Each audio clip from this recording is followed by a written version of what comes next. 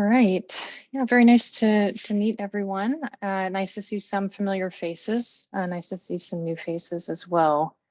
This is the first time that I've joined this committee meeting, so it's really great to be here. We're a company that's a part of the Net Zero Accelerator of the U.S. Green Building Council. So we're looking forward to also joining the conference next week. So hopefully I'll be able to maybe connect with you all in person at that conference in Anaheim. It sounds like most folks are probably going to be there. Is that right?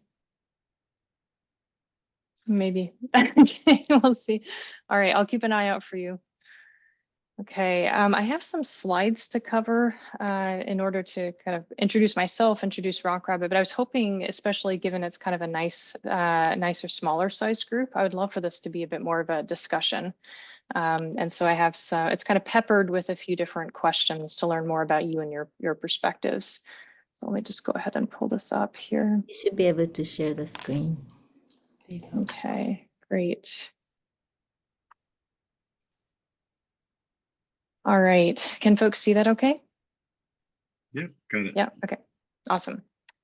You know, I think Trent did a great job at the intro. So, you know, spoiler alert, I guess. We are focused on incentives and specifically incentives for electrification of buildings. A lot about our platform could be expanded to also include incentives for other things, such as, you know, EVs, et cetera. But we've really focused in on residential buildings and heat pumps first. And the way that we see it is this: incentives make electrification affordable, and we make incentives easy. I think the way that Trent described it as kind of a double-edged sword, is a good way to describe it. For many folks, we hear that quite often. It's kind of a nice problem to have in that, you know, there are a lot of incentives out there.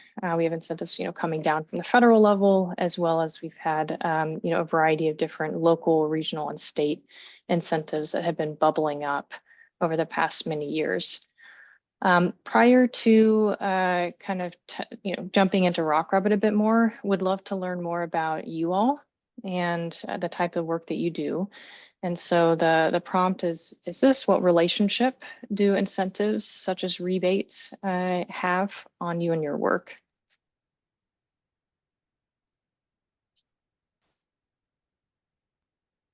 I can take the bait on this one. Prime the pump. So I work at an HVAC manufacturer, and for us, it's all about letting our customers and potential customers know how much our thing is going to cost after incentives, depending on where they are, which is actually a huge challenge. Yeah, for me too. I work with homeowners and home buyers or anybody who have a home, basically. And I've been trying to educate and disseminate the information about the Inflation Reduction Act and other rebates available out there. But the relationship is very complicated because it's really hard to navigate what's actually available to you and how to access those incentives. So very excited to learn more about how you do it. Great. Anyone else want to jump in?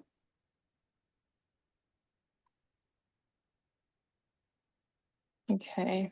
I can go ahead and keep going here. Maybe just by way of context for myself, since it'd probably be useful to share a little bit about my own background. My own background is more of an incentive provider kind of profile. So for the last 13, 14 years, I worked at mainly utility companies and government agencies, designing and deploying incentive programs, working closely with a variety of different types of program implementers. So I've been on that side of the shop, so to speak, for some time now. And what I experienced was time and time again, it's a pretty underserved space when it comes to software and technology solutions. We witnessed a lot of barriers associated with participation, not just from the homeowner side, but also from the contractor side, from the workforce side. If they're midstream programs, for instance, Actually participating in these programs as a contractor, it was typically the medium or large contractors that ended up participating, the ones that had the wherewithal to actually hire dedicated staff. And so there were equity issues in a variety of different ways, based on the kind of platforms that exist to deploy these programs. And so that's what we're addressing at Rock Rabbit. We're developing a platform to really streamline the process. This is my kind of standard context slide for this crowd. You know all of this already, so I won't dwell on this. In terms of kind of the complexity of the incentive landscape, again, it's kind of a nice problem to have, but it is a problem. There's a ton of complexity. So this is a case study from January of this year, and in my home city of Redwood City. And if you look at the growing list of incentives, this is just for a water heater. Peninsula Clean Energy has been very forward in their support of electrification. There's, a rebate for water heating. There was also, it still is a zero interest loan option. City of Redwood City offered a rebate. Bayren at that time still had their rebate. Federal government had their tax credit. Tech Clean California was in kind of full motion, even for market rate customers, $3,800, for a water heater. And then, of course, we're still waiting for IRA funds to come down imminently. So there's a lot of money out there, kind of real money, but actually accessing it is a major challenge. And as you all know, this landscape is changing pretty rapidly. 1 month or 2 months from now, it's going to be completely different based on funds that are deployed, for instance, from the IRA. And so the way that we think about the problem, and I'm going to pause after this slide to see, whether or how this might align with each of your perspectives. But, accessing incentives, it's time consuming, it's very costly and risky for contractors and homeowners. And we kind of, under contractors, it's installer is probably a better term, or folks involved in the installation process working with homeowners. Ultimately that lowers participation in these programs and the intended impact that these programs are supposed to have. It also leads to negative equity outcomes. Those that benefit the most from these more complicated programs tend to be the ones that don't necessarily need it the most. And the kind of buckets of pain points, if you will, that we think about whenever we're talking about this market is, first, incentive discovery. Especially if someone is not familiar, let's just say it's not an energy wonk like us, it can take hours of desktop research, or if it's a contractor just trying to get into the space, figuring out what's available in itself is complicated, especially given it changes. Then the fine print also matters a lot. There are a number of different programs that have a lot of fine print, and of course, if you don't meet all the requirements, then you aren't able to claim the funds. So actually being able to navigate those details, including stacking and layering, across different incentives, is another kind of big area of challenge for folks. What we hear every day from contractors that are integrating or trying to integrate incentives into their businesses is that they've often provided a quote that had inaccurate information about incentives. Either because they didn't fully understand that fine print, or it could have been a program that ran out of money, or that happens quite often. Whatever the case may be, what they'll typically do is either eat the money and to save the customer relationship. That of course gets very expensive, especially for small contractors. Or they're telling the customer, oh yeah, by the way, you're not eligible for thousands of dollars, which of course puts the homeowner or puts the tenant in a very challenging position. The third bucket, just even the paperwork part, can be very manual, can take hours sometimes for a single project, both for the documentation collection as well as actually completing the paperwork. Some of these programs also still are paper in some markets. And then if you get that far, the cash flow can be quite a challenge, especially for equity projects. On the one hand, it's really fantastic that we have a lot of money for income qualified customers that have been overburdened in different respects. They're of course not able to float thousands of dollars. also contractors that are trying to help those customers aren't able to float thousands of dollars. So we work with a lot of contractors who have been active in, for instance, the tech equity, heat pump water heating incentive, small businesses that have a few trucks floating hundreds of thousands of dollars, which is pretty challenging for most businesses. So that's kind of an overview of what we see as some of the pain points. It's definitely not exhaustive. Would love to pause here and kind of turn it over to you all to hear, does this resonate? Does it not resonate? Is there something big that's missing? How does this align with your experience? I love this as an interior designer. It's just daunting for clients to ever, follow up with this information, and they have other things on their plate, and I have other things on my plate, and I'm just curious how, I'm sure you'll get to it, but is it like a contingency situation? Like if you work with us, we'll take 10% and get you everything possible. I'm not, it's not clear. This is what I'm imagining in my, dream. I would love someone to be like, I will do it for you. I'll take a cut. You won't even notice.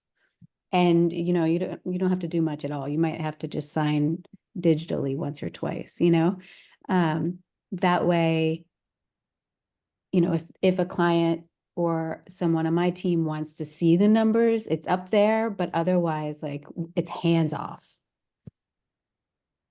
That's my dream. Yeah, great.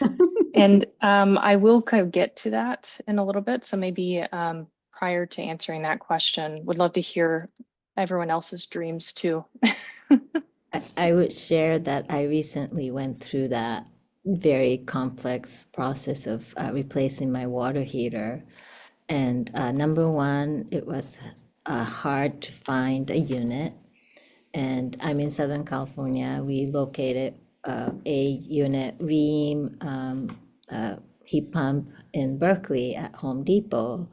We had to wait more than 3 weeks for it to be delivered. And then we had to find a contractor who was willing and, at least familiar with how a heat pump works, and installed it. But I looked up later to see if I can, I was expecting to get rebate. Turns out that model didn't qualify. Mm-hmm. So, because we could only get 40 gallons because of the space limitation, and it has to be 45 gallons or something like that. And so I didn't get the rebate. Yeah, the fine print definitely matters, like checking that beforehand. Mm-hmm. Anyone else want to chime in? Rodney? And sorry if you covered this, but this is geared towards contractors to help them. Is that accurate? Yeah, so in terms of who we're focused on most in terms of users, it's contractors for a variety of reasons, but it's enabling contractors to better work with homeowners or whomever is helping to facilitate the installation process. So it could be like an energy consultant, an energy advisor, et cetera. But especially because in a lot of markets, California included, there's a prevalence of midstream programs where it has to be the contractor that's registered as a participating contractor and then applies for the funds. So the tech program, as you may know, for instance, that's a midstream program. They're the ones that are kind of saddled with that responsibility and burden. And a homeowner wouldn't be able to unlock those funds unless they're working with a contractor that's able to do that. But ultimately, that's all to provide and benefit for the homeowner, such that when a contractor is using the platform, here, why don't I go ahead and get into kind of more the solution. And so we have a web and a mobile app that enables an installer when they're talking with a customer, for instance, having that kitchen table conversation, they can insert some basic information about the project, such as the address, confirmation of utility provider, whether they're in a CCA, et cetera. Whatever relates to those major eligibility requirements of the program can answer a few basic informations to pre-qualify the project for all available incentives. And to your point, Azumi, we also integrate equipment databases so that if they want to double check, oh, does this water heater I have in my truck actually meet the requirements, the equipment requirements? They can also do that in an integrated fashion through the platform. And so that's kind of step one, like navigating the incentive discovery and eligibility requirements. And we think of that in terms of the terminology that we use is this pre-qualification. Then if the homeowner or tenant wants to move forward with the project, then they can use the platform to then claim the funds. And so the way that we typically describe it is it's like a TurboTax for electrification incentives. So very similar to TurboTax, which is obviously taking something very bureaucratic and complex and trying to distill it into as easy and friendly of a process as possible. That's what we're doing. And also analogous to TurboTax, which is through a single interface, enabling a user to navigate, federal, state, and local tax code. We're doing the same thing, but with a fragmented incentive landscape. Through one single interface, you can kind of view all available incentives, and through a kind of a synthetic universal application, actually claim the funds. And so kind of going back to, some of the questions. So that's the kind of product. And so we work with dozens of contractors across the state. We're also active in other states. Certainly a big program, here, of course, in California is the tech program. So we processed millions of rebates for projects receiving tech funds. We also cover CCA programs, other sources of funding that's out there. Going back to the point about homeowners, a contractor that initiates a project can add in a homeowner to the project to both help for visibility, first of all, and also, some of them are small. We work with quite a few small contractors, and often they'll want to, for lack of a better term, kind of offload some of the documentation collection to a homeowner where the homeowner is able to do that, such as, before photos, things like that, final permit. And so that enables the collaboration between the installer and the homeowner. But it's largely the contractor that we're more focused on, such that these incentives are really integrated into quotes from the start, to make it a lot easier for the homeowners evaluating, what sort of upgrades to consider and really what is it going to cost. Let's see here. Any kind of questions or responses kind of based on that description? This is a view of the UI. We leverage a variety of different types of AI in the platform as well. We're very much a company that focuses on the use case and focuses on the problem and whatever solution we have to address the problem. And so, but there happen to be several places where AI is actually useful. I know it's a very hypey word, so I feel like I need to add kind of that caveat. But one of them is just OCR, which is, honestly off the shelf, basically text recognition. Most folks probably use it every week or so, just through various apps that they're using. In the context of rebates, many of these programs will ask for information that's already on like PDFs or photos that are uploaded as a part of the claim. And so to make it more user-friendly, reduce admin time, we can easily kind of pull off that data and pre-populate the claim.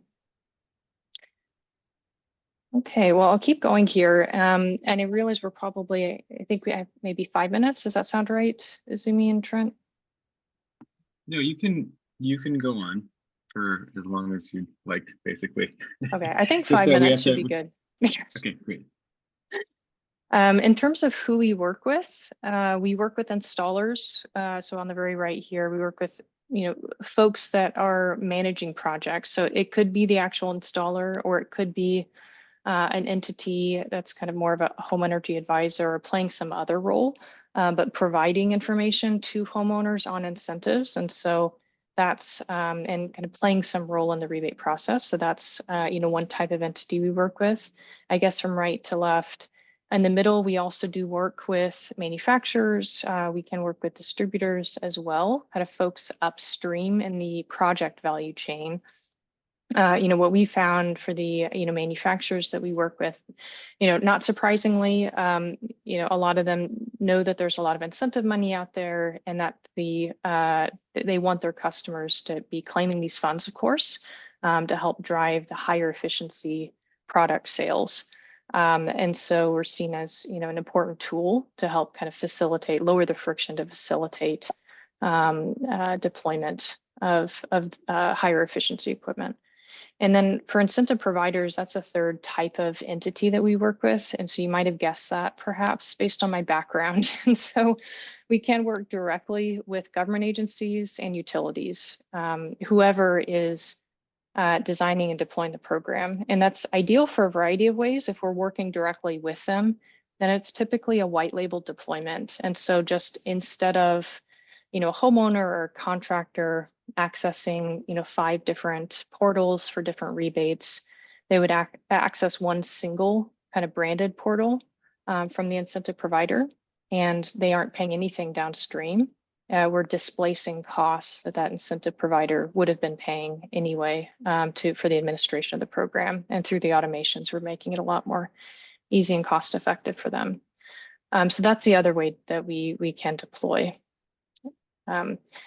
Maybe let's see here. I think I have a few more kind of prompt questions, but kind of curious to hear what other questions you might have. Like these were the main topics I wanted to cover. I wanted to kind of introduce it to you, kind of what it is that we're focused on. If, this is of interest to folks, happy to schedule follow-up calls to dig deeper, based on where you kind of sit in the landscape and whether there might be like a good opportunity to collaborate. I think maybe one more thing, going back to you, Susie, I appreciated your comments on kind of pricing. So the pricing that we deliver right now, and so I think contingency pricing is definitely an option. We haven't had a lot of folks asking for that, to be honest, although to me it makes a lot of sense. But the way that we typically operate is we have a, per project. If it's a small mom and pop contractor or someone that's doing a one-off project or low volume, it's just a per project kind of pay per use pricing model, and that seems to work well for kind of smaller entities that we work with. Because even for a smaller entity, they might like line item us in the invoice. Even it's more straightforward for them to kind of run their business and through cost causation, I guess. That includes all rebates, and so one single price for the project for all rebates. But in terms of your point about, the role that we have versus like the contractor, the homeowner, we have a platform that makes it very streamlined, but it is the contractor and or the homeowner that's still uploading the right documentation. And so we make it very easy to see kind of what exactly is required. And we also incorporate, kind of validation of different data that's uploaded, such that, the likelihood that you're submitting a complete and accurate claim is very high. We have a very low rejection rate. Our rejection is too strong a term. Oftentimes there might be requested corrections, right? We have a very low rate. What we've heard from the program implementers that we work closely with on kind of higher volume programs is that the quality and completeness for claims is really high. And that's just because we're making it a lot easier for folks to know what's required and make sure they haven't missed anything. That also helps reduce the payout timeline. But ultimately it is the kind of user of the platform that is uploading things and then like pressing the submit button. And then we've automated a lot of the submission processes where that is possible. Kind of depends on a variety of program design constraints. Okay. Yeah, why don't I go ahead and pause? Would love to hear any questions or comments that folks have. And I mean, we've kind of started talking about some of these discussion questions. Would love to hear more from you all instead of this being one way.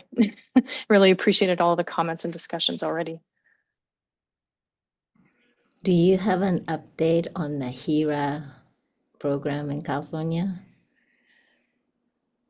The last update that we've had is that was scheduled to be released soon, right? And They so say. I can't claim that we have better information on the timing beyond what they've shared in like tech office hours, for instance. And I think we know from prior experience that it's hard to put too much stock in some of the timelines that you hear. Mm. Thank you.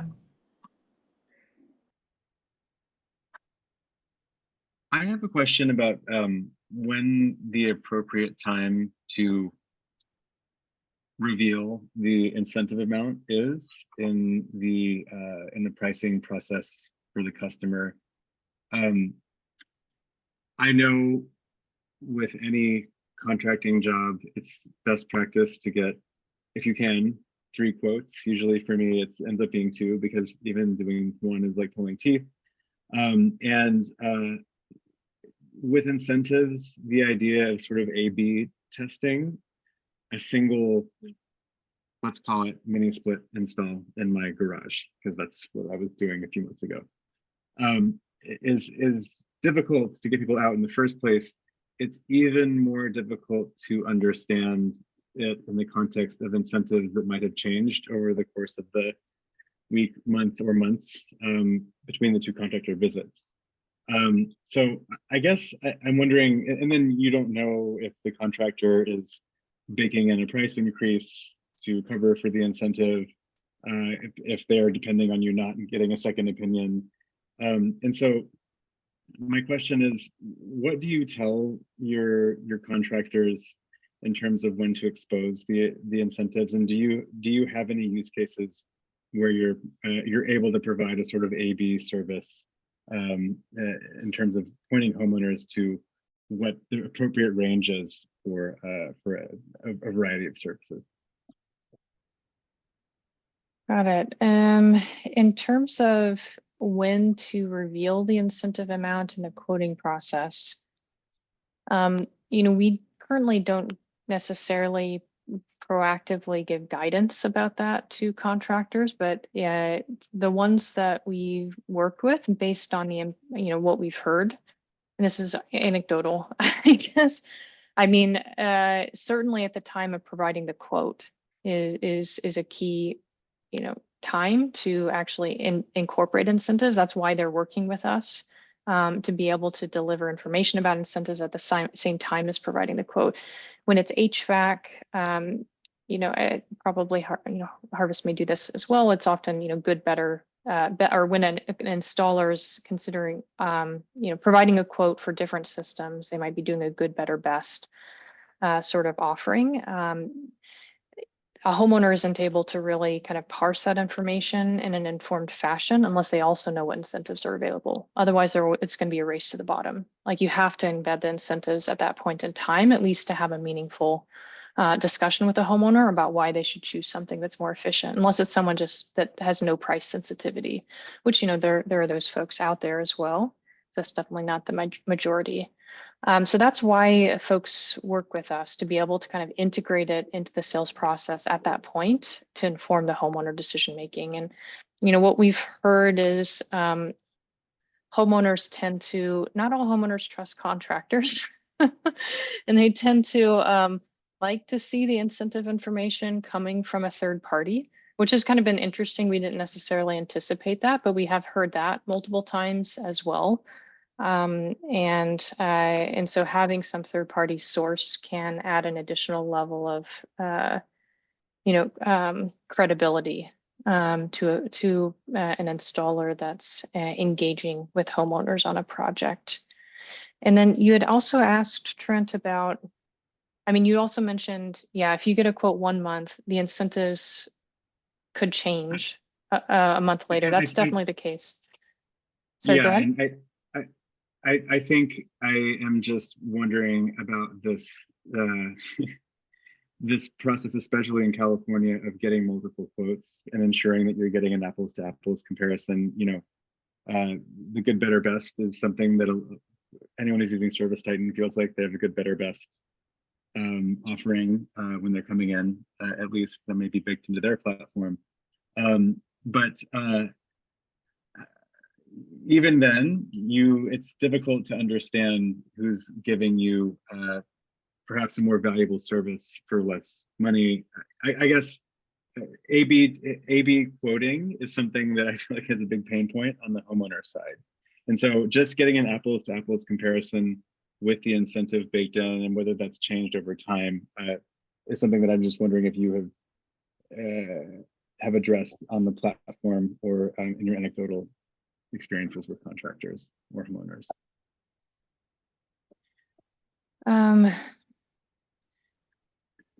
Sorry, this is a crazy question, so you can feel free to just completely skip as well. I just don't have I don't really understand how people do this in apples to apples comparison. Right. It's a good question. I mean, I think it's hard, generally speaking, to evaluate different quotes, even without incentives. Whenever I did a panel upgrade myself for the home, I got quotes ranging from 2,500 to 7,500, and it was just not clear at all. Kind of why, like why would the range be that wide? So there's only so much, I guess, Rockrabbit could influence that. I can say, as you all probably are aware, there are a lot of different software solutions, including a lot of startups that are kind of focused on the proposal development and helping especially a heat pump if contractors installing heat pumps deliver really streamlined good better best proposals. For us, that's like a customer segment, like we've discussed. We've had discussions with many of them that are wanting to embed incentives kind of into their tools. And so I could see us, partnering with one or more of them, such that whatever the proposal tool is kind of spitting out is actually, embedding real-time and accurate information about incentives, and then integrating that into the full process. So that's more of a just kind of how we think about those particular types of players. I'll have to noodle on that some more and think if I'm not sure if I have a lot of additional insight. It's a tricky one. It's hard evaluating. It's hard getting quotes. It's hard evaluating quotes. It takes time. There's still a lot of friction. We're only kind of trying to tackle a part of it right now. But there's a lot of additional friction out there for sure. Thank you. I could chime in on that, Trent, too. I work for a design and construction firm. But with all contractors and subcontractors, everyone kind of does their quotes and proposals differently. And to your point, they sometimes are very vague and don't really make things clear. But I wonder if it's something that the homeowner can just speak up about, like perhaps there's a Rockrabbit report that you can specifically request and see, and then you actually know what you're getting, or maybe that sort of transparency becomes more common. Mm-hmm. Yeah, that's a great point. We do generate an incentive report, like based on the input, based on the property address, as well as the other input. And as of in a couple months from now, or maybe it's next month, pretty soon a homeowner could actually go to the Rockrabbit platform and view a contractor directory, request a quote, et cetera. And so kind of carry out some basic functionality, since it is often the case that a homeowner needs to even kind of fact check, if you will. Or reach out to other independent sources besides just directly the contractor to verify some things. Yeah, that's great input. Looking forward to that. Yeah, thanks. Okay, well, let me stop screen sharing here. I really appreciate the opportunity to chat with you all. I hope this was somewhat interesting or helpful. It was very interesting, the conversation from my perspective. If anyone would like to have a follow-up call to talk further about how Rockrabbit could relate to your specific work and roles, definitely let me know. We'd love to connect.